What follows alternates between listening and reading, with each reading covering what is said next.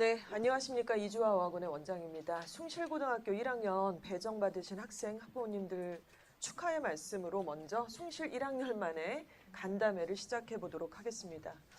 예, 지금 이제 배정이 난 지가 얼마 안 됐고요. 저희가 매년마다 학교별 간담회를 일단 진행을 하고 있는데 먼저 숭실을 또 지원하셔서 이렇게 된 학생들도 있고 지원을 하지 않았는데도 이제 강제 배정 당한 뭐 이런 학생들도 덜어 있기도 한 것 같습니다. 일단 배정이 됐기 때문에 숭실이 가장 좋은 학교다를 전제로 해서 먼저 시작을 하는 게 굉장히 중요한 포인트라는 말씀을 좀 드리고 싶습니다. 예, 각설하고 숭실고에 대해서 같이 한번 돕아보는 시간을 갖도록 하겠습니다. 먼저 오늘 카테고리는요. 전체 얼개는 어떻게 되냐면 일단 첫 번째는 우리 학생들이 지금 2023학년도에 대입을 치러요. 그렇죠? 그래서 2023학년도에 그러니까 23학번이 되겠네요. 얘네들이 재수를 하지 않고 들어간다고 한다면 그럼 23학년도에 대학에서는 학생을 어떻게 뽑는지 그 전형과 그리고 그 전형마다의 어떤 그 비중들, 비율들 이런 것들을 같이 공부를 좀 해보도록 할 거예요.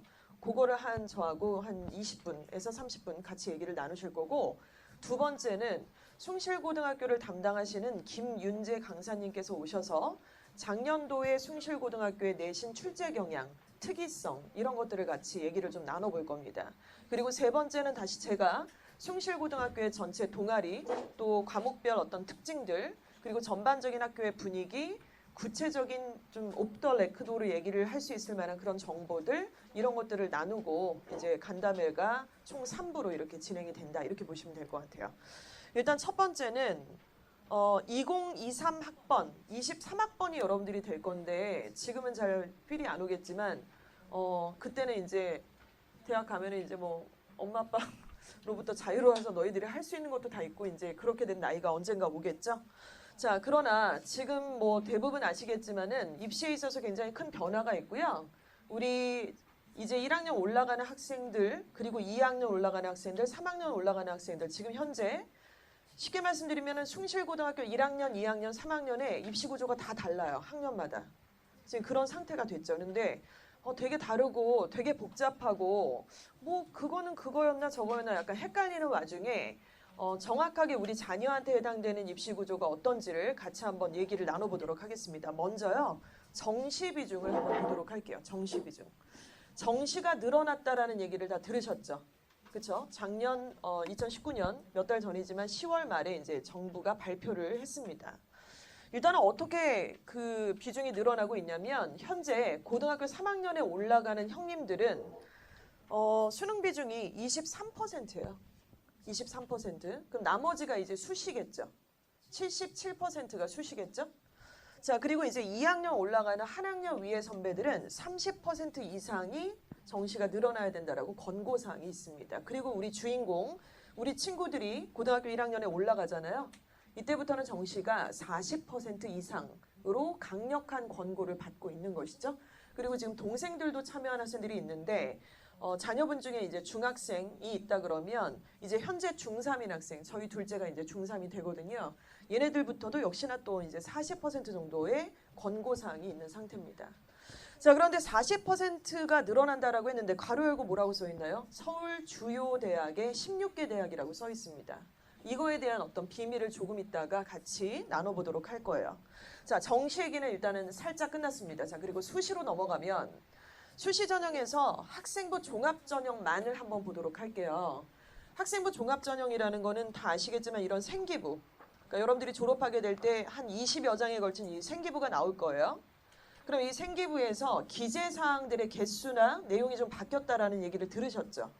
남의 학년은 뭐 알 것도 없고 일단은 이제 우리 아이들 지금 고1 올라간 학생들한테는 일단 첫 번째 자기소개서 항목이 문항수가 줄었습니다. 지금도 사실은 뭐 4개 항목의 문항수가 있는 학교도 있고 3개 항목의 문항수가 있는 학교들이 대부분이에요. 근데 이거를 대폭적으로 다 줄여서 3개의 문항으로 문항수를 줄이고 글자 수가 당연히 줄죠. 그러니까 3,100자로 줄이게 됩니다. 자, 그리고 교사 추천 전형이라는 전형은 폐지가 됐어요. 그러니까 학교장 추천 전형이 있고 교사 추천 전형이 있는데 교사 추천 전형은 이제 폐지가 됩니다. 자, 그리고 자율동아리, 지금 중학교 때도 왜 자율동아리를 아마 활동을 해본 학생들의 경험이 있는 아이들이 있을 거예요. 잠깐 손 좀 들어주세요. 나 중학교 때 자율동아리 같은 거 내가 잘했는지 못했는지 안 물어볼게. 해본 적이 있다. 예, 잠깐 어머님도 손을, 해당되는 어머님. 예, 이렇게 없다고? 네, 그게 뭐냐고?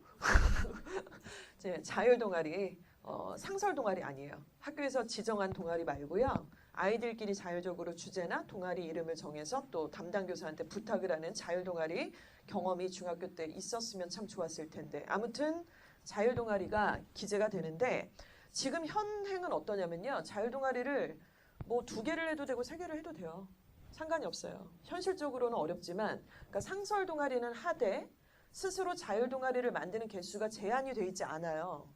그런데 지금 이제 2학년 올라가는 학생들부터는 연간 1개예요.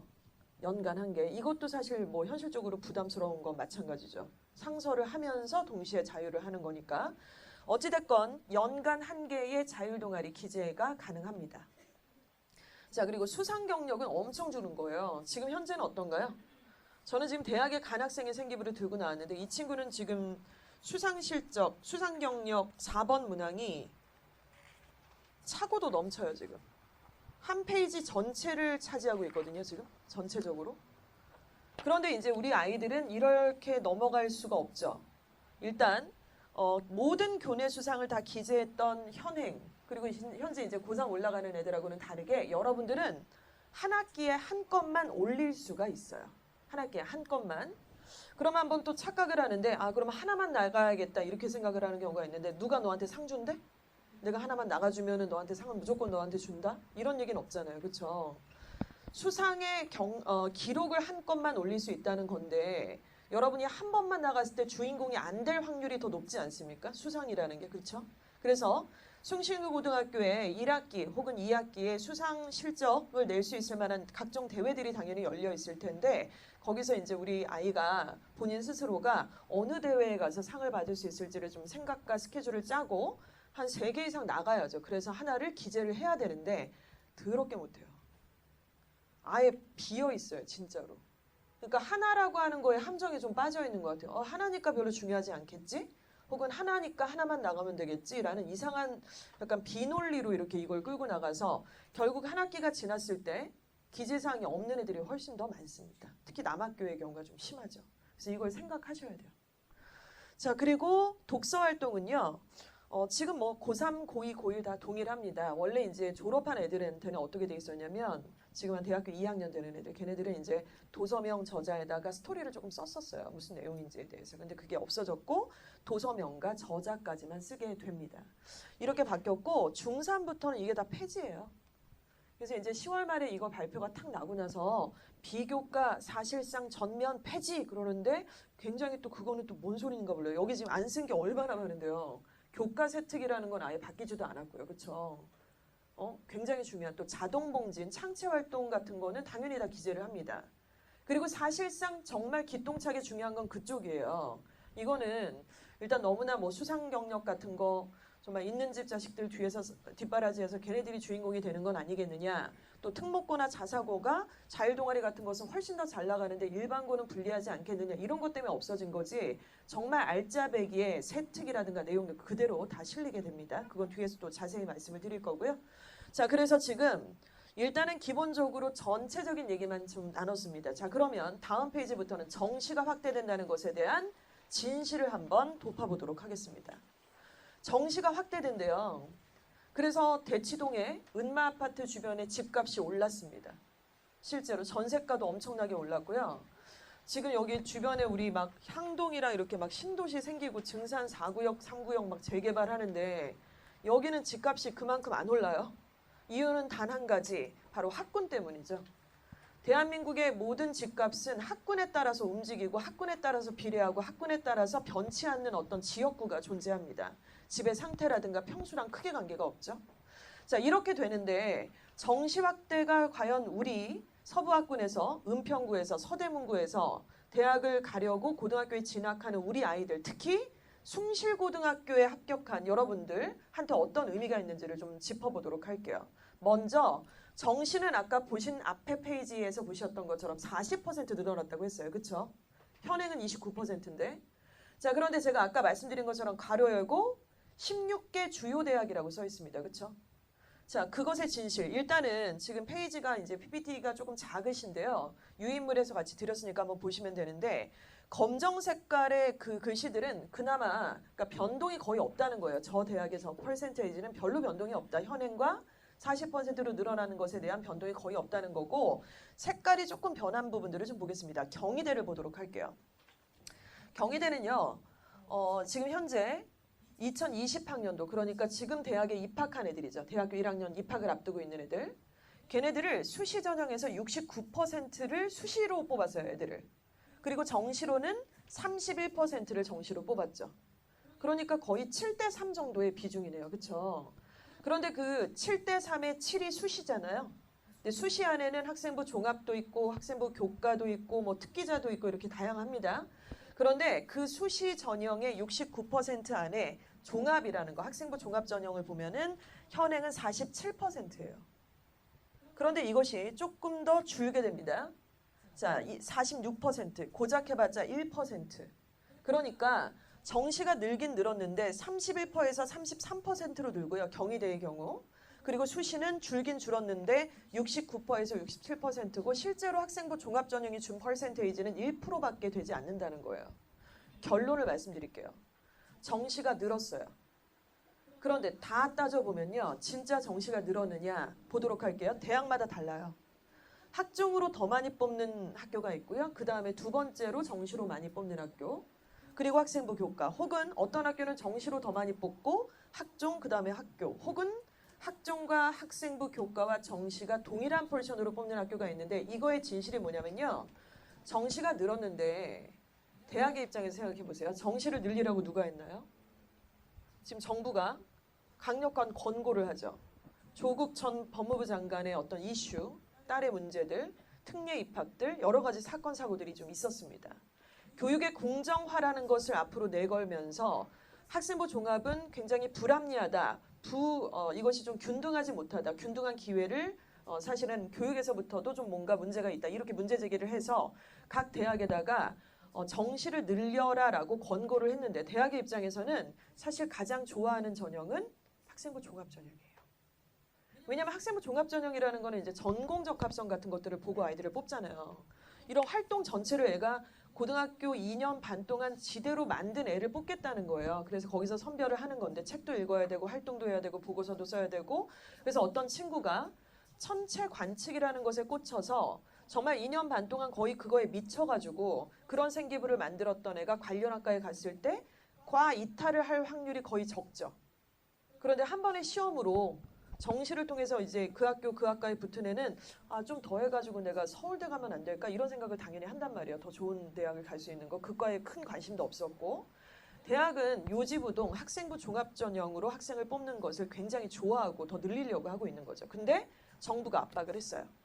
그래서 여러 가지 뭐 실제로 지원금이라든가 정부 보조금이라든가 이런 것들을 걸고서 압박을 주기 때문에 정시를 늘리지만 그렇다고 종합을 줄이지 않았어요.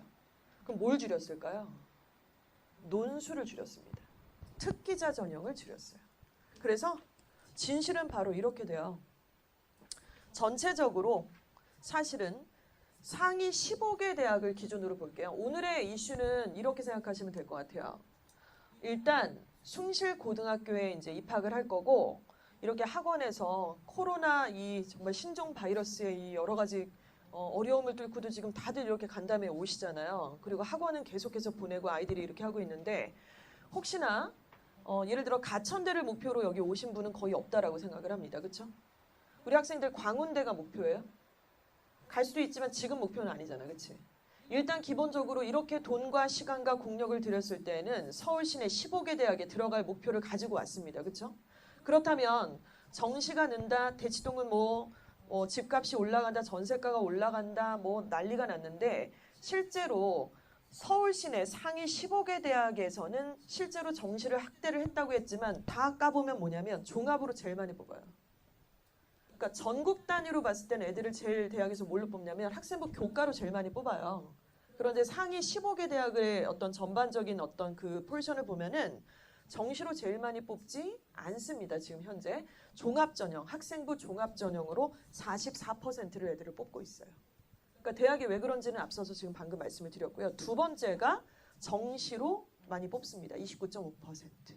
그리고 논술, 그리고 학생부 교과, 그리고 기타 전형으로 이렇게 순위가 나눠지게 된다는 것이죠. 자, 이게 진실입니다. 그래서 여러분 결론 다시 한번 내릴게요. 숭실고등학교에서 상위 15개 대학을 갈 거면 정시를 목적으로 하실 게 아니고요. 종합을 일단 1순위로 보셔야만 한다. 이게 진실입니다. 그럼 정시는 누구한테 좋으냐? 재수생한테 좋죠. 그리고 휘문고 애들한테 좋아요. 그리고 한가람 애들 이런 애들한테 좋습니다. 숭실고한테 좋은 건 아니에요. 우리랑 크게 상관이 없어요. 종합이 줄지도 않았고요. 자, 이런 부분들을 좀 보도록 할게요. 자, 여러분들의 그 지금 숭실고등학교는 사실 2020학년도 실적에 대해서 여러분들 좀 알고 계시나요? 지금 바로 이 선배들 이번에 실적이 어떤지 혹시 알고 계세요? 네. 그 정확하게 지금 나와 있지가 않아요. 지금 발표를 한 학교들도 있지만은 지금 정확하게 나와 있지 않은 상태인데 예를 들어서 이번에 대학을 간 김재성 선배라고 있어요. 고려대학교를 일단 합격을 했고요. 그 친구 같은 경우는 무슨 전형으로 숭실고에서 고대를 갈 수 있었을 거라고 생각을 하시나요? 정답은 이미 말씀을 드렸어요. 답정너. 종합으로 갔습니다. 학생부 종합전형. 그리고 이제 우리 학교는 아니지만 숭실고등학교는 아니지만은 충암고에서도 재작년인가요? 서울대를 5명, 6명을 발생을 시켰어요. 그렇죠? 그리고 올해 같은 경우 실적이 굉장히 좋은 학교 예일여고, 명지고등학교 이런 데들이 지금 실적이 굉장히 좋은데 거기서도 서울대를 여러 명 배출을 시켰고 대성고에서도 서울대 의대를 발생을 시켰습니다. 자, 서부학군에서 지금 이렇게 스카이를 합격시키는 그 사례들은요. 절대로 정시로 합격한 사례는 1도 없어요. 그러니까 재원생 중에 고3으로 졸업해서 스카이를 갔다 걔는 거의 90%, 98% 정도는 무조건 종합으로 갔다라고 보시는 게 맞으세요. 나머지 퍼센테이지는 뭐냐면 정시가 아니라 논술이라든가 다른 전형으로 합격을 하게 되는 것이죠.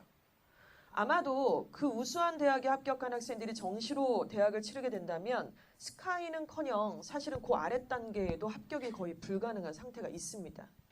정말 고무적인 것이긴 하지만 예일여고 같은 경우 2년 연속 서울대 의대를 발생을 시켰어요. 근데 그 친구들 뭐 최민정 학생이라든가 이수진 학생이라든가 이런 학생들이 정시를 통해서는 절대로 서울대 의대를 합격할 수는 없습니다. 그러니까 재수를 통해서는 어렵다는 것이죠. 그래서 다시 한번 결론 학생부 종합전형에 대해서 우리는 정말 목숨 걸고 달려들어야 된다. 이게 일단은 오늘의 포인트라고 좀 보시면 될 것 같아요. 자, 그러면 종합전형에 대해서 같이 한번 보도록 할 건데요. 우리 수시 원서를 2학년 이제 지나고 3학년 이제 1학기 딱 마치고 원서를 쓰게 될 때 수시 원서 몇 장 쓰는 걸로 알고 계신가요? 수시 원서는 맥시멈 6장이죠. 6장을 쓰는데 여기까지가 이제 수시죠. 논술이나 특기자는 뺐습니다. 포지션도 줄어들기도 했고 해당 사항도 거의 없기 때문에 그러면 제가 지금 계속 종합을 강조를 드리잖아요. 그럼 종합으로 한 4장, 뭐 교과로 2장, 뭐 이 정도 생각할 수 있고요. 아니면 종합으로 뭐 6장 쓰는 경우도 있기는 합니다만 어찌됐건 종합과 교과 두 가지를 생각을 하셔야 되는데 종합전형과 교과전형의 공통점은 뭡니까? 바로 숭실고등학교의 내신입니다. 그렇죠? 내신은 높으면 높을수록 나쁠 게 1도 없죠. 완전 좋아. 무조건 가능한 한 가장 맥시멈으로 올려야 되는 것이 바로 이거고 한 문제 차이로 등급이 갈리게 되는 것이 바로 이 내신입니다. 자, 그러면 종합전형을 한번 얘기를 해보도록 할게요. 일단 보게 되는 건 뭐냐면 첫 번째 내신의 성적인데 내신의 성적을 기계로 돌려서 보느냐 그렇지가 않고요. 내신의 성적을 좀 주관적으로 봅니다. 주관적. 이것을 좀 이따 말씀을 드릴 거고 두 번째 보여드렸던 생기부죠. 생기부가 뭐 25장이냐 31장이냐 몇 장이냐 이런 것들을 얘기를 하는데 당연히 분량은 줄일 수밖에 없어요. 아까 기재사항이 빠진 것들이 생겼고 또 이제 글자 수도 줄어들인 전형들이 좀 있거든요. 그래서 일단 이거는 페이지는 좀 줄어들긴 하겠습니다만 생기부의 전반적 내용들을 확인을 하죠. 자, 그리고 세 번째는 그 내용, 여기 생기부에 있는 이 내용을 하나하나 다 뜯어서 자소서 1번 문항과 2번 문항 그리고 3번 문항에 기재를 할 만한 내용들을 끌어다가 자소서를 쓰게 됩니다. 그리고 어떤 학교는 100%는 다는 아닙니다만 면접을 보게 되죠. 자소서를 틀로 잡아서 면접을 보게 되는 이런 전형들이 있습니다. 자, 이것이 학생부 종합전형이라고 좀 보시면 되고요. 학생부 종합전형에서도요, 학부모님들, 학생들 수능에 최저 등급을 요구하는 학교도 있고 그렇지 않은 학교도 있어요. 학생부 종합전형은 수능하고는 전혀 상관이 없다라고 착각하시는 경우가 있는데 특히나 저 위에 붙어 있는 서연고, 스카이 대학들은 당연히 최저 등급을 요청을 하고 있습니다. 종합전형 같은 경우는요. 자, 그리고 학생부 교과로 한번 가보도록 할게요. 학생부 교과는 이 서류를 안 봐요. 생기분 전혀 안 봐요. 전혀 안 보고 내신 성적만 봐요. 그리고 내신 성적이 올라갔는지 내려갔는지 뭐 그런 것도 일도 관심이 없어요. 그냥 기계로 돌려서 내신 성적을 산출을 하는데 여기서 포인트는 뭐냐면 각 대학마다 내신의 선택 과목, 내신 과목 중에 어느 과목을 선택할지가 다 다르고요. 비중이 달라요. 1학년과 2학년과 3학년 1학기에 비중이 다르다고요. 점수를 내는. 예를 들어 특이합니다만 가천대 같은 경우는 5개의 높은 점수대의 과목을 아무거나 갖고 와요. 그러니까 국어가 높으면 국어 뭐 이렇게 하고 뺄 과목들은 빼면 되는 그런 학교도 있는가 하면 아니면 뭐 예를 들어 주요 과목들 국어, 영어, 수학과 과학, 사회 이 5과목 혹은 뭐 이과 계통의 어떤 학과에서는 국영수에다가 사회는 빼고 과학만 문과는 또 반대 이런 식으로 각 대학과 그리고 또 지원하는 그 계열마다 이 과목과 포지션이 다 다르기 때문에 거기에 맞는 내신 산출 방법은 다 다릅니다. 이것들은 아직 내신을 보지도 않았고 우리 학생들이 그리고 내신을 뭐 1학년만 본다고 다 결정 나는 건 아닙니다만 일단 나중에 쓸 때에는 그런 것들을 다 고려해서 유불리를 따져서 지원을 해야 된다는 얘기를 좀 드리는 거고요. 자, 그래서 내신이 일단은 중요해요. 계산해서 돌리면 되는 거니까. 그런데 숭실고등학교의 2등급과 예를 들어서 대성고등학교 2등급이 똑같나요? 우리끼리 얘기지만 똑같지 않습니다. 그렇죠? 그 막말로 우리 숭실고등학교 1등급하고 은평고등학교 1등급이 똑같습니까? 그건 또 자존심 상하는 거 아니겠냐? 우리는 지금 숭실인데 그래도 그치? 자, 같지가 않아요. 대학도 다 압니다. 따라서 객관적으로 니네 학교 내신이 이런 등급인 건 나도 알겠는데 너가 정말 어디 내놔도 이것이 부족하지 않은 우리 학교에서 객관적으로 평가할 만한 기준을 가져와. 그게 수능 최저 등급을 가져오라는 거죠. 이것 또한 각 대학과 계열마다 조금씩 다릅니다. 그래서 그것들도 알아봐야 되는 게 이제 고3에 원서 쓰실 때는 알아보셔야 되는 부분이에요. 그래서 이제 비교적 간단하죠. 내신을 기계로 돌려서 숫자를 채우면 되는 거고요. 두 번째는 수능의 최저 등급. 이 2개만 갖고 이제 학생부 교과는 쓰게 됩니다. 여기까지가 수시예요. 자, 그리고 이제 정시 확대를 얘기하는데 정시는 다 아시는 것처럼 수시 원서가 다 끝나고요. 만약에 수시에서 6장 중에 하나라도 합격을 하셨으면 정시에 붙은 학교는 갈 수도 없어요. 지원도 안 되는 거고. 근데 이거를 이제 뭐 시쳇말로 수시 납치 사건이라고 하는데 수시 때 납치나 됐으면 좋겠죠. 우리는 솔직히. 안 되니까 정시까지 가는 거지 뭐 납치 안 당하려고 뭐 기를 쓰고 피했나요 우리가? 아무튼 정시는 일단 전 과목을 다 봅니다. 어떤 선택 과목 2과목 혹은 3과목의 합이 몇 이런 게 아니라 그냥 전체적으로 정시는 모든 과목들을 다 본다. 이렇게 보시는 게 맞으시겠죠? 자, 이렇게 돼서 일단은 이 수시 전형에 대해서 혹은 정시까지를 좀 말씀을 드린 부분입니다. 자, 오늘의 하이라이트인데요. 정시 확대는 우리랑 아무 상관이 없냐면 그렇지 않아요. 상관이 있어요. 그런데 그 상관이 어떤 부분에서의 상관이 있는지에 대해서 구체적으로 한번 해석을 해드리면요. 일단 여기입니다. 학생부 종합과 정시와 교과가 있어요. 그러면은 솔직히 예일여고, 대성고, 선정고의 과중반 그리고 이화여고, 이대부고, 중앙고에 해당이 되는 학생들은 여기 다닌다고 다는 아니겠고 점수 때마다 또 전략이 다르겠지만 얘네들은 학생부 종합과 정시를 노려야 돼요. 그런데 여기서 정시를 노려야 된다니까 역시 좋은 학교고 잘하는 애들이니까 정시를 노려야겠구나 라고 생각하시겠는데 그게 아니고요. 여기서 상위권이면 정시를 노릴 필요가 없어요. 지금 오늘의 큰 테마는 뭐라고 말씀드렸죠? 15개 대학이에요. 15개 대학을 가려면 이 고등학교에 다니는 애가 정시로서 가능하지 3등급, 4등급 나오는데 학종으로는 못 간다는 말씀을 드리는 거죠. 자, 그러면 이건 남의 학교 얘기고 우리 숭실고등학교의 경우는 제가 지난 글씨로 말씀을 드렸는데 우리 숭실고등학교에서 만약에 진학을 딱 했는데 내신이 1학년 끝나자마자 한 3.8? 뭐 3.2 나왔어요. 그럼 제가 이제 이 친구가 중앙고면 정시해야겠다. 정시 파이터. 이렇게 말씀을 드리겠지만 숭실고는 정시로서 사실은 큰 가능성이 안 보입니다. 솔직히 말씀드리면 우리 숭실은 학생부 종합 그리고 교과 이 두 가지로 승부수를 보셔야만 해요. 왜 그런지 다음 장에서 설명드릴게요. 딱 이렇습니다. 1.9등급. 그러니까 앞자리가 1이어야 돼요. 앞자리가 2면 안 되고 앞자리가 1.9등급까지다. 이러면 학생부 교과와 학생부 종합 이 두 가지를 노리시는 거지 정시를 생각하실 필요가 없으실 거예요. 그리고 왜냐하면 정시로 지원할 수 있는 대학보다 이 전형으로 더 좋은 대학을 갈 수 있기 때문입니다. 그래서 종합에서 교과에서 해야 될 것들은 아까 방금 말씀을 드렸고 좀 더 자세하게 3부에서 좀 더 말씀을 드릴 거기 때문에 이 부분을 챙기셔야 되고 교과에서는 말씀드린 것처럼 수능 최저를 요구하고 종합 전형에서도 좋은 대학들은 수능 최저를 요구를 하잖아요. 2합 6이다 뭐 3합 7이다 이렇게 요구를 하고 있습니다. 그래서 이 수능 최저까지 끌고 가야 되기 때문에 3학년 1학기 때 입시가 끝나는 게 아니에요. 수능의 최저를 맞춰야 되니까 끝까지 끌고 나가야 되는 그 텐션을 올려줘야 돼요. 사실은. 이런 전략으로 1.9 애들은 보내면 스카이를 보냅니다. 자, 그런데 보시는 것처럼 1.9가 쉽지가 않잖아요. 굉장히 소수일 거고 남의 집 애들 얘기일 거고요. 대부분은 이쪽이에요. 그렇죠? 그러면 역시나 우리는 이쪽에서는 학생부 종합에 집중을 해야 되는데 왜냐? 15개 대학을 보내야 되기 때문에 그렇습니다. 자, 학생부 교과로 15개 대학을 갈 건데 내신이 2.4다, 2.5다. 이게 다른 학교에서는 가능성이 좀 있는데요. 숭실에서 2.4면 교과로 간다라는 건 조금 어려워요. 특히나 이유가 뭐냐면 학업 분위기 때문에 그래요. 솔직히 말씀드리면. 최저를 애들이 잘 못 맞춰요. 이건 되게 심각하고 되게 중요하고 굉장히 위협적인 얘기예요.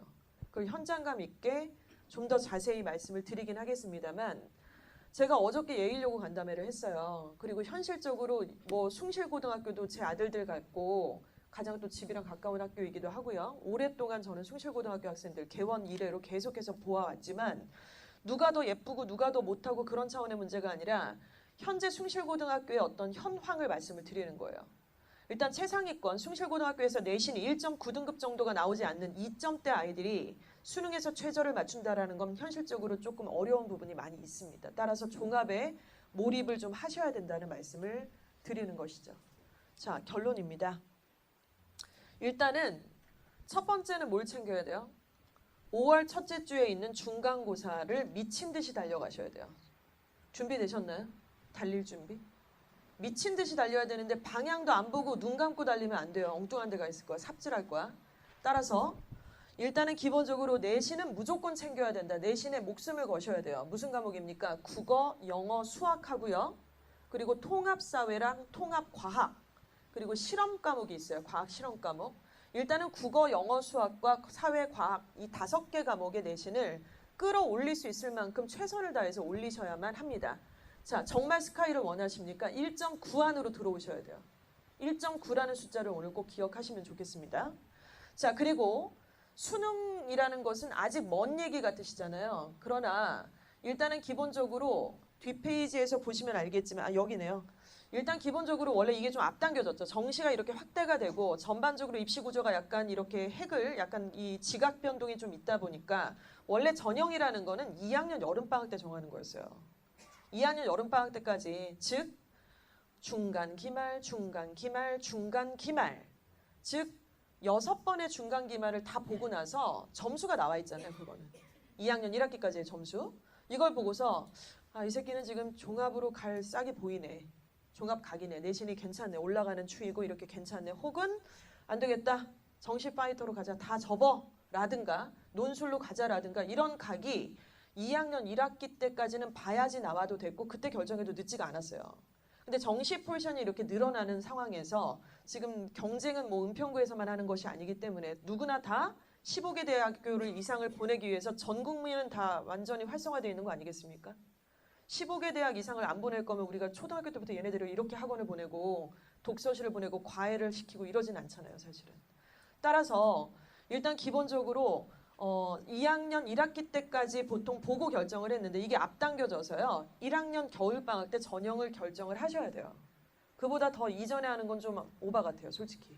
그래서 중간기말 4번의 시험을 보고 내신이 나오겠죠? 그리고 또 그때 뭐가 있냐면 3월, 6월, 9월, 11월 혹은 6월이 제껴질 수도 있어요. 서울시는 6월 모의고사를 잘 안 보는 경향이 있으니까 어찌됐건 최소 3번의 모의고사 성적을 통해서 얘가 정시 파이터의 각이 나오는지 아니면 최적 과목으로 어떤 과목을 선택해야 가능성이 있는지 여부를 확인을 할 수가 있습니다. 단 학생이 정색하고 제대로 시험을 봤었어야만 해요. 뭐 잤다, 뭐 내지는 뭐 스피커가 어떻게 돼서 듣기 평가를 어쨌네. 그러면 사연들은 굉장히 많잖아요. 그런 사연들은 공개 방송이라 라디오 방송 같은데 그냥 올리시고요, 댓글로. 지금 우리나라 대한민국에서 사교육에서 혹은 대입에서 이런 것들이 핑계거리가 될 수는 없는 상황, 정말 실전으로 들어가는 그런 타이밍이다. 이렇게 보시는 게 맞으시겠죠. 자, 그래서 일단은 내신 달려주셔야 되고요. 또 수능에서 선택 과목, 왜냐하면 우리는 정시를 볼 건 아니니까 선택 과목만 하면 돼요. 전체를 다 하는 게 아니라. 자, 그리고 생기부는 종합 전형으로 가는 1.9 이상의 학생들은 선택, 이런 부분들을 좀 말씀을 드리고 싶습니다. 네, 제가 조금 빠르게 진행을 해서 아마 정신이 좀 없으실 수 있어요. 제가 3부 때 좀 더 자세하게 설명을 드리도록 할 거고요. 자, 이어서는 숭실고등학교의 내신 분석을 같이 얘기를 좀 해보도록 하겠습니다. 1학년과 2학년과 3학년을 또 다 가르칩니다. 숭실고의 연계성을 잘 알고 있고, 그리고 좀 더 좋은 점은 숭실고만 가르칩니다. 그러니까 다른 학교의 에너지를 뺏기지 않고 숭실고만 가르칠 수 있어서 집중할 수 있다는 점이 장점이라고 생각합니다. 나머지 장점 하나가 더 있는데 맨 마지막에 말씀드리겠습니다. 숭실고 1학년이 이제 된 친구들 우선 기회인 고등학교에 배정된 걸 축하드리고요. 숭실고는 4가지 고민이 이렇게 있습니다. 첫 번째는 실수하면 등급이 날아가요. 그런 부분이 되게 학생들을 긴장하게 만들고 스트레스를 받게 만들고 그렇게 하는 부분이고요. 두 번째는 이게 지금 들어서 아시는 분도 계시겠지만 2019년 작년 1학년 1학기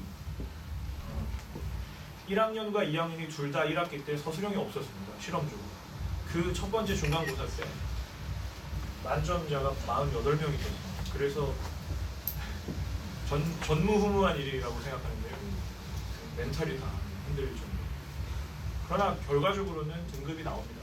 결과적으로는 기말고사도 있고 수행평가도 있기 때문에 줄 세우기가 쫙 진행되고요.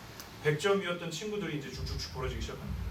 그래서 마지막에 됐을 때는 98점대가 1등급으로 지킵니다. 그러니까 수행평가에서 조금 틀렸거나 아니면 선생님한테 태도가 뭐 지적이 당했거나 이런 거가 엄청 크게 작용했던 한 해죠.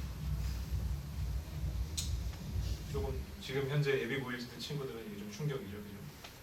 세 번째 거는 작년 기준으로 학기 내내 쉴 새 없이 수행평가가 몰아쳤습니다. 그러니까 선생님 또 수행이에요, 큰일 났어요. UCC 찍으래요. 어떡하죠? 이거 첨삭 좀 해주세요. 막 그게 매일 계속 물어쳤고, 그리고 단어장도 4분의 1로 나눠가지고 계속 그것도 시험 보게 했습니다. 그러니까 이 과정을 학생들이 한 번 겪어내면 둘 중에 하나인데 의지를 불태우면서 성숙하는 유형도 있지만 소수고요. 대다수는 놀게 되는 좀 놔버리고요. 포기하고요. 같이 주변에서 노니까 놀게 됩니다. 그래서 그게 네 번째, 연합 분위기가 한 학기만 지나면 안 잡혀지죠. 제가 지금 방금도 숭실 2학년을 수업하고 왔는데요. 이 친구가 전교 1등으로 저는 알고 있거든요. 그래서 이 친구한테 제가 나 오늘 어머님들하고 너의 1년 후배들한테 무슨 얘기 할까? 그랬더니 한 반에 공부하는 아이들이 적게는 2명, 많게는 5명입니다, 쌤. 이렇게 얘기하는 거예요. 2등급이 보통 48명 정도 뜨잖아요.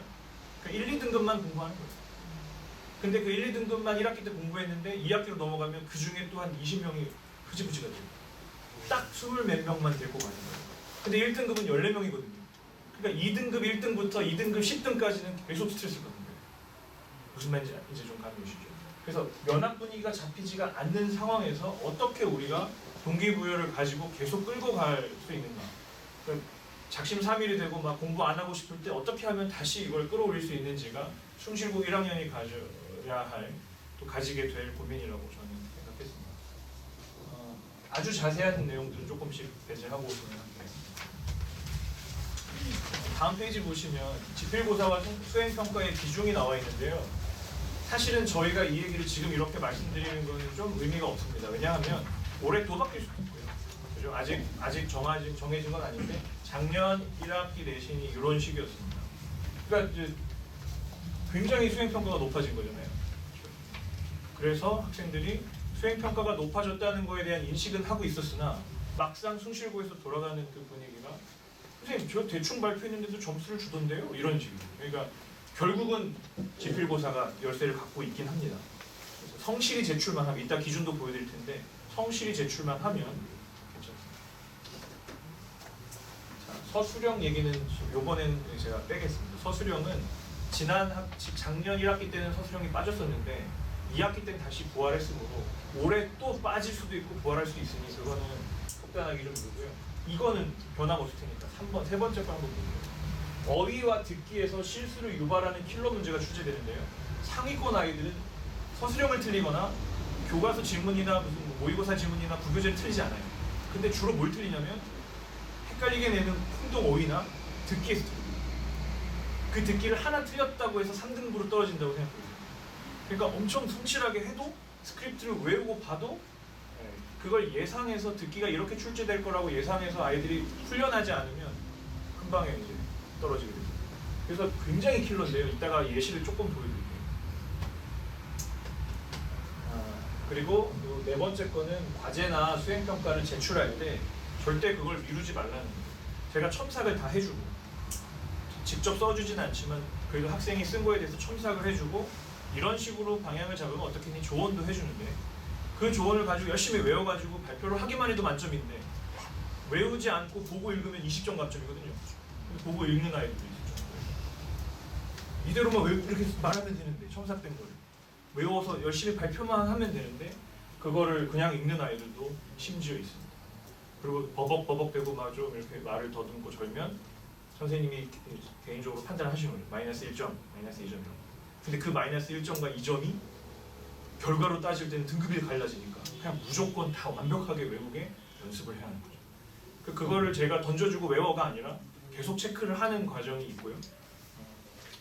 그래서 항상 미루지 말고 미리 앞서서 한 번이라도 더 볼 수 있는 그런 자세가 여기 앉아있는 숭실고 예비고 1한테 꼭 필요합니다. 이걸로 넘어갈게요. 서술형 빼고요. 자, 지금 잘 보이시는지 모르겠습니다. 지난번 1학년 1학기 중간고사인데요.